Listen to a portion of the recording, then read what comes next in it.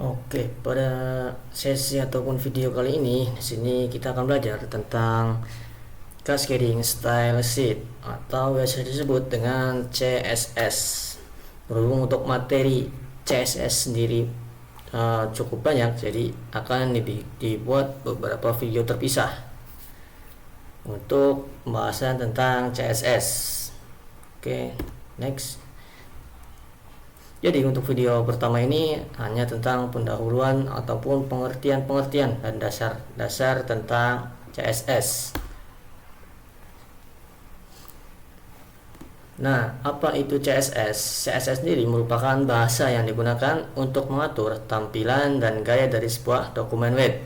Di mana dokumen web sendiri sudah kita bahas di video sebelumnya, yaitu tentang HTML. Buat teman-teman yang mungkin belum belajar HTML, jadi saya sarankan untuk belajar HTML terlebih dahulu, karena nantinya harus diwajibkan sudah paham apa itu HTML dan dasar-dasarnya.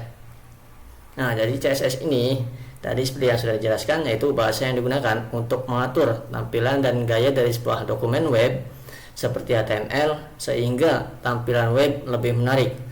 Mungkin teman-teman banyak yang sudah melihat web sekarang itu banyak yang tampilannya menarik, misalnya dari segi warna, terus dari segi penempatan, layouting dan lain-lain. Itu dibaliknya dia itu yang mengatur si CSS ini, yang berperan penting dari sebuah UI untuk website itu merupakan CSS. Lanjut. Kemudian ada fungsi CSS. Fungsi CSS sendiri di sini saya membaginya terdapat 4 poin. Yang pertama adalah yaitu untuk mempercepat loading halaman website. Kenapa mempercepat loading halaman website? Karena bisa diibaratkan mungkin nantinya kedepannya teman-teman terdapat membuat sebuah button, dan buttonnya bukan hanya satu nih. Terus stylingnya misal tanpa CSS ini, nantinya teman-teman harus melakukan styling satu-satu, dan tentunya code-nya itu akan menjadi cukup berat. Nah, dari sini CSS itu bisa berfungsi untuk mempercepat loading halaman website, karena bisa juga kita menerapkan satu styling misal di tag button. Nah, nantinya semua tag button itu akan berubah mengikuti apa yang sudah kita buat ataupun code yang sudah kita buat untuk melakukan desain maupun styling pada komponen button tersebut. Jadi kita tidak melakukan styling pada satu-satu komponen button tersebut. Kemudian ada selanjutnya adalah memudahkan pengelolaan kode program. Kenapa memudahkan pengelolaan kode program? Karena CSS sendiri nantinya biasanya ada beberapa jenis, yaitu seperti external CSS, di mana kode CSS kita itu nantinya akan di generate ataupun dibuat dengan file terpisah dari file lain, misal file HTML itu sendiri. Jadi kita akan melakukan styling nantinya bisa dengan file yang terpisah, sehingga memudahkan pengelolaan kode program ketika terdapat misal ada perubahan dari code yang sudah kita generate sebelumnya. Seperti contohnya button kita sebelumnya itu warnanya merah, kemudian di pertengahan jalan teman-teman berubah pikiran nih untuk merubah kodenya itu buttonnya menjadi kuning semua.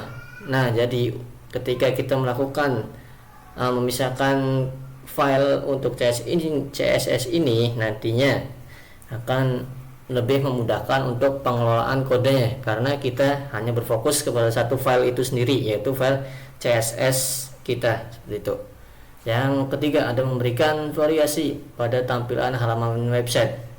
Ini sudah pasti ya teman-teman ya, karena untuk tampilan halaman website sendiri itu tergantung preferensi dari si pembuat websitenya ataupun teman-teman sendiri. Jadi kita bisa lebih mengeksplor tentang kreativitas kita sendiri, yang tentunya akan memberikan variasi pada tampilan halaman web yang berbeda-beda.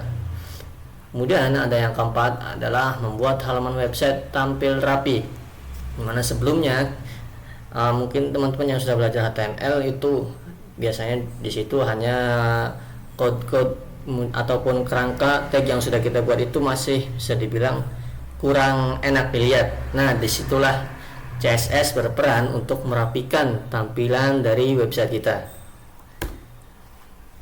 Selanjutnya, nah ini ada jenis-jenis CSS. Berdasarkan peletakan kodenya, CSS dapat dibagi menjadi 3 jenis. Yang pertama adalah inline CSS. Apa itu inline CSS? Inline CSS adalah kode CSS yang ditulis dalam tag yang sama dengan baris HTML. Nah, biasanya inline CSS itu digunakan menggunakan atributnya itu style, kemudian kita masukkan kode CSS untuk kita melakukan styling. Dan kemudian ada internal CSS. Internal CSS sendiri merupakan CSS yang ditulis pada bagian header file HTML itu sendiri. Jadi kita melakukan styling di mana kode CSS itu kita letakkan atau kita tuliskan di bagian header dari HTML. Sementara untuk external CSS merupakan kode CSS yang diletakkan terpisah dari file HTML, seperti yang sudah saya jelaskan sebelumnya, yaitu ini biasanya itu banyak yang menggunakan external CSS karena lebih mudah untuk ketika di tengah jalan ataupun ada sesuatu yang harus dirubah, itu lebih gampang melakukan maintenance-nya kepada kode kita yang sudah dibuat sebelumnya, seperti itu. Untuk lebih jelasnya nanti kita akan praktek untuk jenis-jenis ini di video selanjutnya. Nah, aturan penulisan dari CSS itu yang pertama ada di sini selektor. Selektor ini bisa kita gunakan menggunakan misal contohnya kelas dari HTML ataupun tag HTML maupun ID. Saya contohkan di sini, misal nantinya di selektor ini kita akan melakukan styling pada button. Jadi selektor ini kita ganti dengan nama tagnya itu button, dan kita buka dengan di sini menggunakan kurung kurawal dan ada properti dan juga value-nya. Misal properti di sini nanti background image maupun background color, kemudian titik 2 dan value-nya, dan diakhiri dengan penutup menggunakan kurung kurawal juga, seperti itu. Mungkin lebih jelasnya nanti kita akan praktek di video selanjutnya untuk penggunaan aturan penulisan ini sendiri. Mungkin untuk pengenalan dari CSS sendiri cukup sampai di sini, dan terlanjut ke video berikutnya untuk praktek lakukan styling menggunakan CSS.